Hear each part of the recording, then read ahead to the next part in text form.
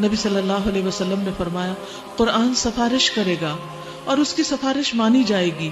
یہ اپنے پڑھنے والوں کے حق میں بحث کرے گا کہ یا رب فلاں نے میرے ساتھ اتنا وقت لگایا تھا، دن کو پڑھا رات کو پڑھا، اور اس کی تصدیق کی جائے گی، بات مانی جائے گی. جس نے اس قرآن کو اپنے سامنے رکھا یہ اس کی رہنمائی جنت کی طرف کرے گا، اور جس نے اس کو اپنی پیٹھ پیچھے رکھا یہ اسے ہانک کر جہنم میں لے جائے گا. تو اس لیے قرآن کو ہمیشہ اپنے سامنے رکھیں، نہ صرف یہ کہ سامنے بلکہ سب کتابوں سے اوپر رکھیں.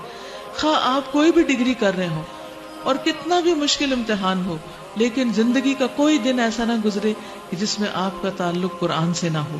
کیونکہ بعض اوقات ہم چھوٹی چھوٹی یا بڑی وجوہات کی بنا پر قرآن سے تھوڑا سا دور ہوتے ہیں اور پھر دور ہوتے چلے جاتے ہیں، پھر دوبارہ پکڑنا مشکل ہو جاتا ہے.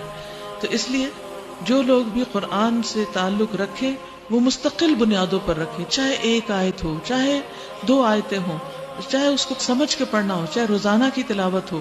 ہماری زندگی کا ہر دن قرآن کے ساتھ ہو. ورنہ قرآن خود اور رسول صلی اللہ علیہ وسلم خود اپنی امتی کے حق میں گواہی دینے کے بجائے خلاف دیں گے کہ میری قوم نے قرآن کو چھوڑ دیا.